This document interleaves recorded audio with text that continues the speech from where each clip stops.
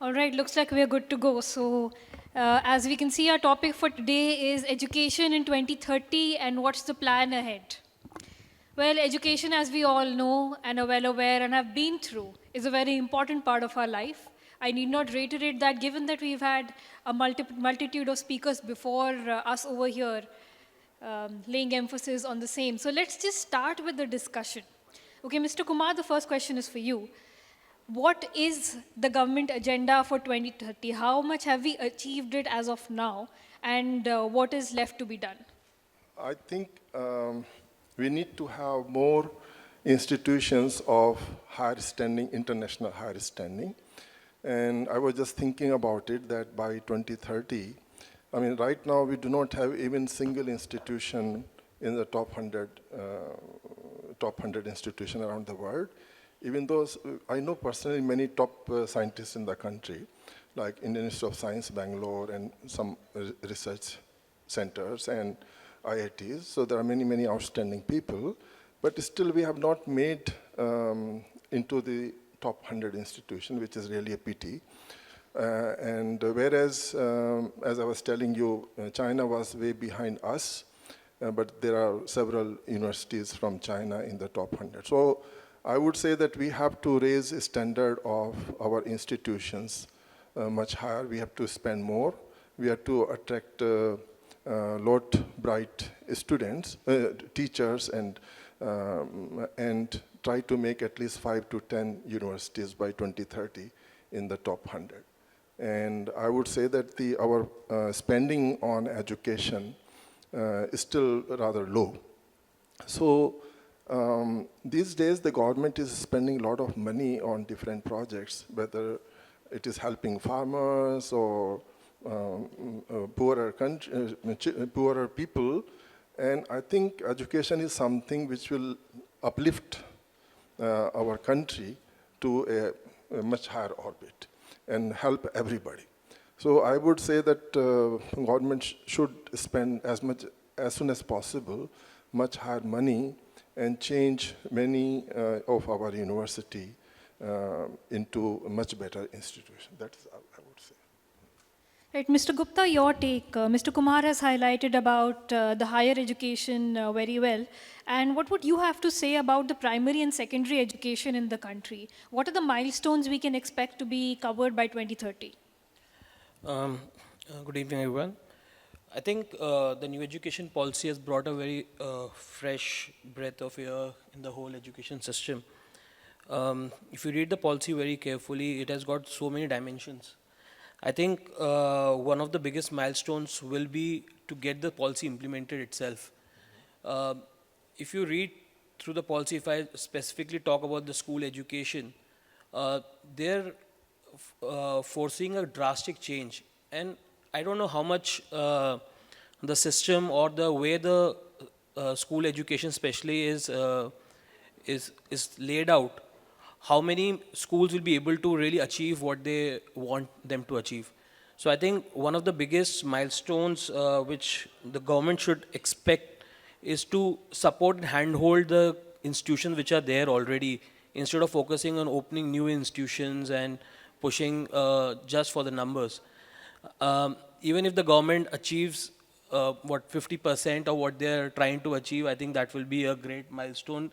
Looking at the school education, where a lot of students are still studying in the government schools, and the kind of initiative which they are trying to push, which are I believe they are great initiatives, but it also requires a lot of money to get those kind of initiatives really coming into the right direction. I think that is one of the areas. Another area where government is really pushing is to increase the gross enrollment ratio, and I think that's been talked about so many places. But I personally feel if government really wants to achieve a 2030 milestone, which they believe, they really need to bring in, especially in the higher education, the private institution at the same level of trust and same level of focus as they are doing in the for the government universities. Because I believe private universities are more aggressive. They really want to achieve high standards, but I think somewhere down the line, if the government supports them in a similar way in terms of funding, in terms of support and infrastructure and other things, I think their goal to achieve the gross enrollment ratio will be, if not fulfilled, but will really be close to it. So I think that's my two takes on this. Okay, so we've learned about some new initiatives that are being implemented, and as they say that well begun is half done. But at the same time, it would be great to know tangible outcomes. So, Mr. Amin, I would like to ask you, what are the key initiatives that the government is taking, or even private universities are taking right now, so that we can have better enrollment and a better quality output by 2030? Thanks, Urvi. Thanks for the earlier comments. I have a slightly outside view to this, not a practitioner, but these are very valid points. I think in the previous discussion that we had, the focus is on the impact of education now. It's no longer like, earlier if you see 5 to 10 years back, the focus was on the 80-acre and 100-acre campus. I think now that is shifting to the real impact because as some people say, if I'm permitted to use the word, it's not there's no grazing grounds, we're not building real estate. Right. We need to create impact. I think there has been a policy shift where people are recognizing that, more than the fancy infrastructure, we need actual education which can bridge the skill gap. Because if you look at the statistics, India churns out millions of students, but most of them are not employable, So this government has taken that into consideration, and a lot of focus is taking place on that, and also interdisciplinary, things are becoming a reality. Someone mentioned earlier that somebody who was studying philosophy then took to physics, and that was allowed. So many of us, who might be artists are trapped in MBAs, I think we need to let that be real. Now the focus is shifting towards that part, but there's a long way to go. I think that may be also a very city-centric and, super specialist institutions, might be practicing it. I think there's a long way to go. It has to reflect across the districts and cities of India, which might take time. But of course, the focus is there. The government has got its act together, and we'll see the results. Of course, it will take time given the size of the country and the number of students and the institutions we have. Yes, that's very true. It's going to take time. I came across an interesting statistic that we have 10 lakh unemployed engineers today. Of course, given the size of our country, it seems like a small number, but for those facing it, it's an entire lifestyle issue that erupts and an entire career issue.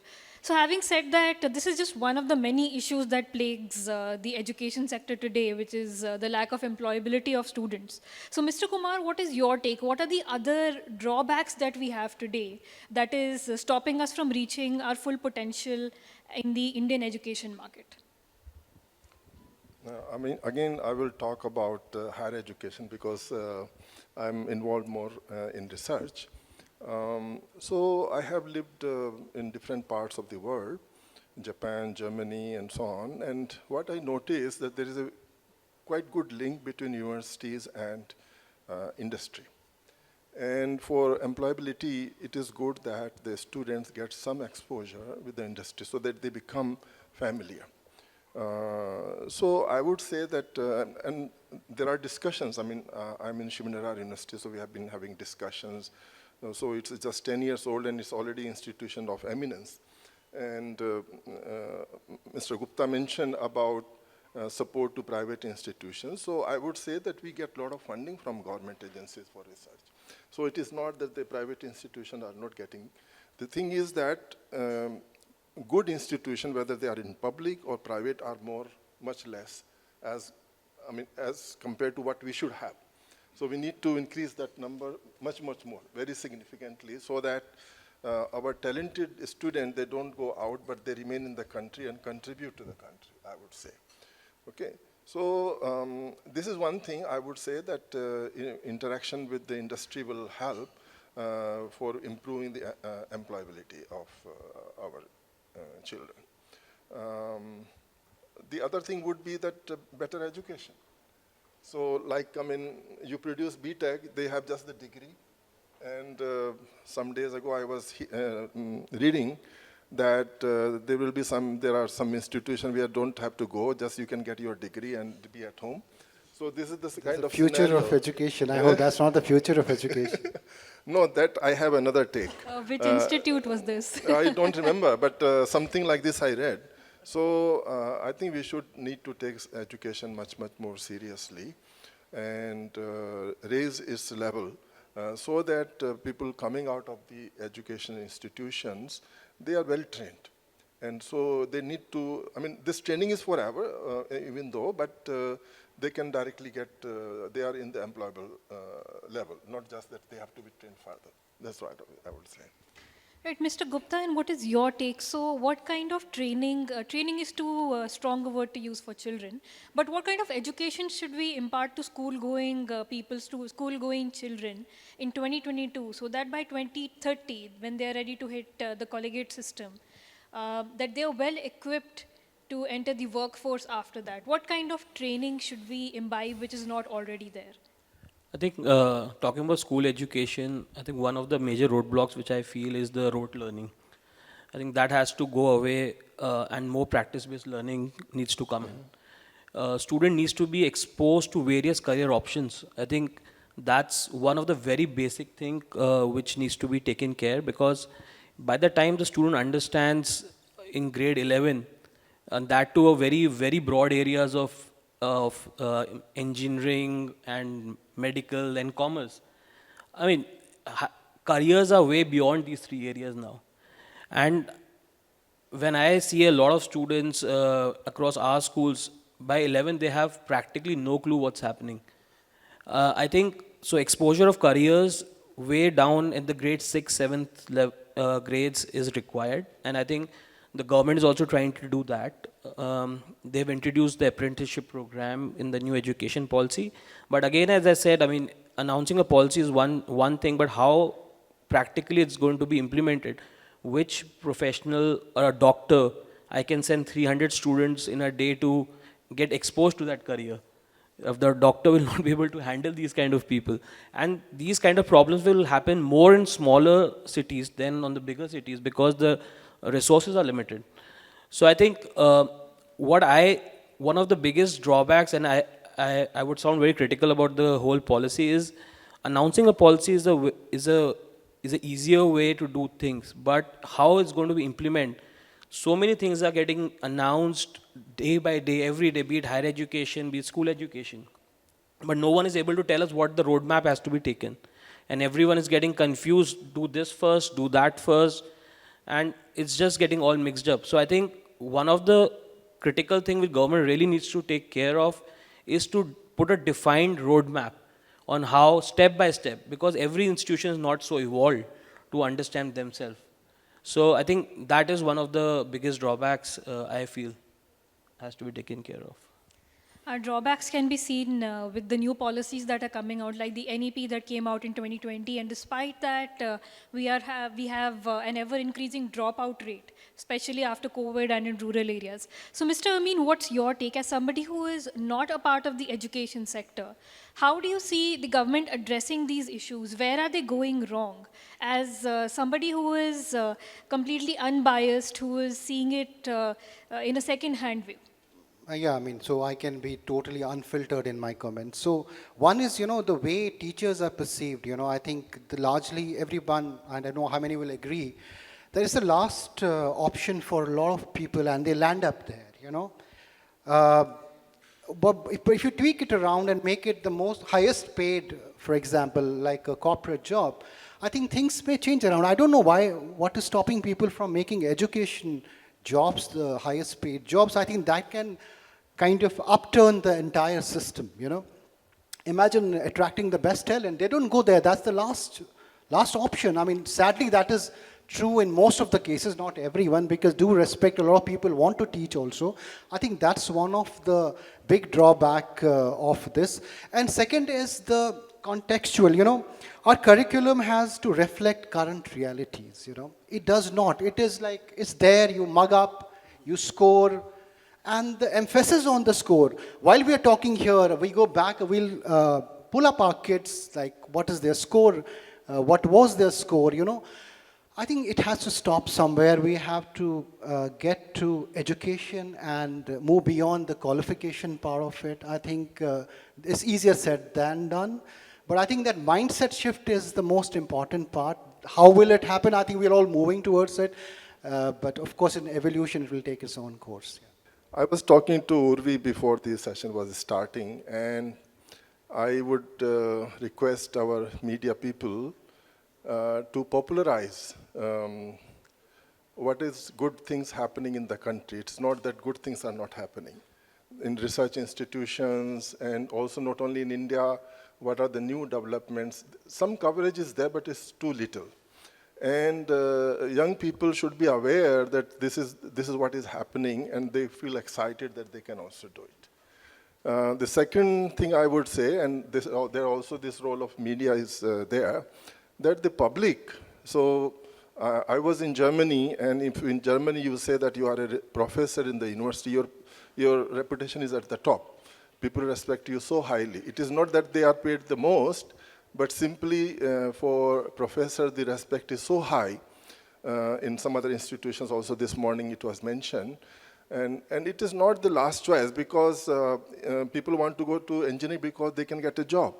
If you do BSc, MSc, then people will ask, what are you going to do? Maybe become a teacher or something like that. So it is not like this. I mean, I think we need to do a lot more research.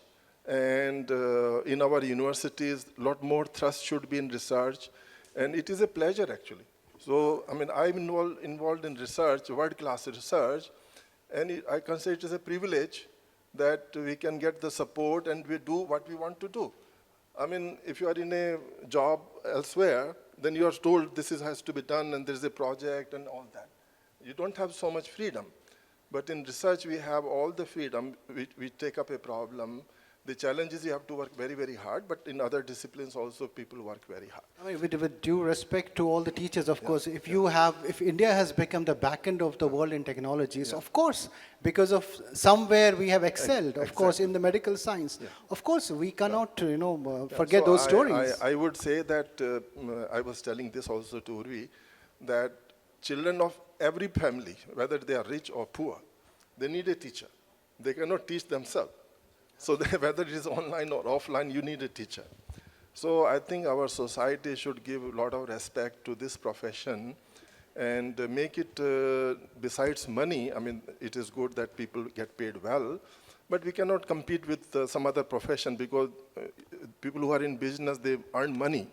In education, we don't make so much money, actually. So the salary-wise, I don't know if we can make a comparison. But respect-wise, if in the society there is a respect for this profession, that their children are getting good education because there is a teacher, and media plays its role, I think the situation will change. That's my feeling. Yes, I was reading somewhere that in the one of the Nordic countries, education and being a teacher is one of the highest paid and one of the most respected professions there. So you have to be something like a batch topper to get into that field. It's not for everybody over there, at least. And yes, I agree with you that media has its role to play. There's a reason we call it fourth pillar of democracy. So having said that, apart from the role of the media and the reputation of a teacher in society, which has to be escalated, as you rightly mentioned, what else can be done in the education sector, Mr. Kumar, so that we can achieve our education targets by 2030, and we can, become something like the education capital of the world, because we have, as we say, engineering colleges around every nook and corner, which is a common saying in the country. What is wrong, and why are we not able to tackle it? What is the path henceforth? Yeah, I think we discussed the first thing is that the investment on education is far, far low. So we need to take it to maybe 3-4% at least. Make research. There are, just a few days ago on LinkedIn, I was seeing that India is among the 5th, I think, in the world in publishing research papers. But are we making that much impact? So we are publishing a lot in different universities, but how much impact does it make? So I would say the infrastructure must improve. so that people who go out, many of the talented people, maybe not at doing their BTech or something, but many people doing masters and PhD, quite a large fraction of people move out of our even top institutions like IITs. So our infrastructure has to improve a lot. So I was telling to Urvi that we are making roads at such a high speed. Why not our science and technology minister say, okay, this year 1 lakh crore is going to be spent for research infrastructure. We are spending several lakh crore on roads. That is important, but the same important is education and research. So our government should take it as like an emergency kind of a priority if we want to compete with China. I have seen China in last 30 years changing it remarkably. I mean, I visited first in '86. And when I go to China nowadays, I can see transformation. They want to keep competition to USA. So I think we have to take education and research in the same highest priority. There's a lot of priority, but attract good talent, employ, this like putting seeds in many, many universities. I think most of our public universities are also, when I think of how much research is coming out from there, meaningful research, impactful research, there's hardly any. So even though we have so many public universities, so we should have many, many more private universities. Government should support those universities also. And public universities should become, we should install seats of excellence, 1 or 2 centers. And I used to tell, when I was abroad, I used to meet several top people. I used to say that we need a IIT-like institution in a radius of 100 kilometers in every part of the country. So we need good institution like this so that the student not need to travel far away. And they can feel that there's a nearby educational institution, whether it's private or public support, they can go and have a good education there. Mr. Amin, what's your take on the same? So what can be done? You've discussed at length what the problems are, what the issues are. What Right. are the solutions now? Taking on from what Sir said, education is for public good and we are all stakeholders. We don't have to, unfortunately, we call it an industry, not rightly so. I think it has to cease being a profit-making machine, the sector. It needs to look at the broader public good, the real, genesis of this, in the institution, I think they need to keep that in context. I'll just cite an example. I'm not politically affiliated to any, but the Delhi model of how they have disrupted school education needs to be looked at and really maybe replicated across, You have ordinary people, low barrier, no money needed. They can have equal opportunities and the best teachers and the best infrastructure. I think that is disruptive. I think we have somewhere become shops, unfortunately. This is an outside perspective. And we need to stop making shops out of institutions and let them do the service they are meant to do. I think that might actually change the things where we are stuck. Right, Mr. Gupta, what about the primary and secondary education? Because by the time we reach our college life, we are more than halfway through our education career, formally at least. Learning, of course, never stops. But having said that, how can we train the children so that they can be, they are given certain incentives to say, stay back in the country and participate in research like Mr. Kumar is saying. From the early onset, we associate education with job. How can we change that, say, by 2030? I think doing a job is like a byproduct, and it's more from the society point of view. Just combining everything, as Dr. Kumar said, I think teacher position has to be made aspirational. I think it's still not aspirational. And a lot of thing has to go into that. And it's a cycle. If a teacher is not teaching being aspirational or being motivated enough as a teacher, it reflects back to the children. And when the children sees the low quality of education, it reflects them on their decision. And then they start feeling the YouTubes and everything are far more better. Why should I go to the institution? Yeah. If the teacher has to really just say what's there on the internet and not adding value in the classroom. Another aspect where I feel if we make the school education more interactive, then one-way communication. I think that's very, very important. And once we start doing that, children will see the impact, children will see the value of coming to the school. And as I again said, our system of, what I said, a system to evaluate which are the right institutions and which are not the right institution. As Amin was saying that we have somewhere turned like shops. We really need to see how we can build good institutions. Instead of adding numbers, focus on the quality institution. Even if one region or one district has one good school, instead of having hundreds of bad schools or average schools, I think that will change a lot. The government has really come out with a good model of hub and spoke, where a good school in particular region is helping the smaller schools to build up. I think these kind of initiative needs to be pushed more. Even it's the responsibility of the bigger schools to extend the hand of support to the smaller schools and bring them up to a good level. I think some of these initiatives will really turn the tide, and it's going to take time. India is a huge country, a lot of students. Some impact here and there will not be seen as a big impact. So it will take time. We have to be patient, and we have to work our way up from there.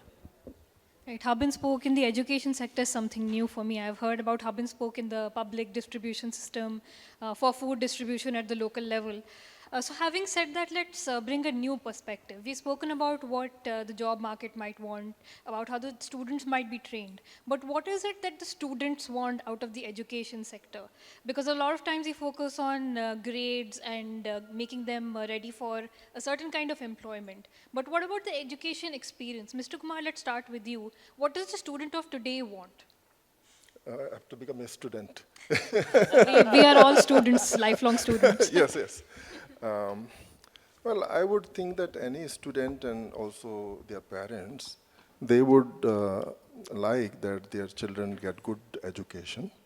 And as been mentioned that, say the earlier model of education, we make notes by hand, and then I used to, when I was studying, go to the library, consult several books, prepare my notes very neatly, work day and night kind of way of life. Now when I teach, actually I take very few because I do research predominantly, but I do take a few classes. And I teach from my own because I teach the subject which I'm one of the international authority. So I just tell them that, you see, my notes are good enough, but you feel free because on internet so much is available. So the books which were written 10 years ago may be to some extent outdated because things are changing so fast. So the teachers have to keep changing, make the subject attractive enough for content. Every year we have to upgrade what we are telling to the students, and also some problem solving, because that makes understanding better. We used to do also like discussion, give some topic. They will read from research papers or wherever they can. Collective, this morning also I like that very much, and collective learning. So give some student collectively, okay, you study this thing. So people, the student, I have done it once. They go and read and then ask them to present. And so it is a collective, they learn from each other. We collaborate in research, we learn from each other, among the institution also. So I feel that every student expect that they get good and they will be serious, become more serious when the teacher is serious. The teacher is teaching well. Multidisciplinary, more opportunities. This was also mentioned in the morning. So in Nadar University, right from the beginning, the emphasis is on multidisciplinary research, multidisciplinary learning, and also research. So we had 4 years undergraduate program, which was there only in Nadar University and ISC, I think, and then UGC stopped, and now in NEP, again 4 years undergraduate program is there. So it has been pioneering in this way, and that's why in a short span of 10 years it has become institution of eminence. So I would say that the expectation of a student is to be able to choose, not just a stereotype that you can study physics or chemistry or something like that. So people like in chemistry, they can also, there is a now program, they can also learn business. They can take classes in MBA, some classes of MBA. So multidisciplinary will make the employability will be better for the student because they are getting more exposed to different disciplines. And maybe their liking may change. Today you go to this subject, but you get exposure to another. They may feel that, no, this is a better thing for me to do. So I think this multidisciplinary will be a good thing for the future. And anyway, the teachers have to be good. We have to deliver. I think the pressure is on the teachers as much as it is on the students now to perform well. Right. So with that, let's open the floor for the audience questions. If we have anybody who would like to ask our panelists anything. I would request to give them the mic, please. On one hand, I just want to ask, she is saying 10 lakh engineers are not working. But we are facing different challenge. We are not getting people. Right. Even today morning, Economic Times states 8.5 lakh vacancies are there in the IT sector. And all these Infosys and all these guys are really struggling to get the guys. I am also struggling. I need 500 people to work with me. I already have 500 people. I need another 500. But I don't really get, I'm based out of Noida. It's a central place. All the colleges, everything is there. But there is no people. Especially in the IT sector, in the coding, PHP, Laravel, all this JavaScript. These people are just not available. They are saying they will only work for 5 days. How can I do it? Because other people are working for 6 days. If I really hire them for 5 days, then it will create a whole lot of problem for me. And if they are getting 50,000 rupees. Next month they say, okay, no, I'm getting job at 60,000. Yeah. Okay, fine, 60,000 is okay. Next month, okay, they say, no, I'm getting 75,000, bye-bye. No, please be there because सारा website तो तेरे पास ही है. सारी language तेरे पास है. Demand supply problem. So I'm a very small organization. I feel जो मेरा problem है, तो कैसे ये industry का और universities का जो connect है, जो missing है, कि 10 लाख लोग engineers unemployed हैं, colleges engineering के बंद हो रहे हैं, और मैं कह रहा हूँ कि engineers हैं ही नहीं, software engineer हैं ही नहीं, या जैसे अभी आपने बताया कि India is a back end of the world, but लोग हैं कहाँ पे? I think it's again a quality issue. I think again, we have numbers, but those numbers of no use, unfortunately. So again, we have to go back to the drawing room and have. We are ready to train them. We have a program. We pay them 2 months' salary just to train them. Right. Because we are not getting people. So I tell you where it stems from. I just want to intervene where Urvi's last question was about education from students' perspective. I think one missing factor is making education fun. I think we've made it tedious. Go to a normal class. I don't know how many have really visited a classroom in the last few years, apart from those who are running the institutions. People are really disinterested at times, but they're in the class. The teacher is still teaching. I think we need to address it, and we close our eyes to this fact. I think we need to make it. One factor which I want to raise, because since you are policy people, in India, GST is 18% on education. About it. There could be every year some projection by the government which are the areas where there is a demand or going to be demand of so many people. So that there should be a public awareness that where is there better employability. Now everybody goes computer science नहीं मिला, mechanical ले लो, mechanical नहीं मिला, electrical ले लो, civil ले लो, जो मिल गया वो ले लो.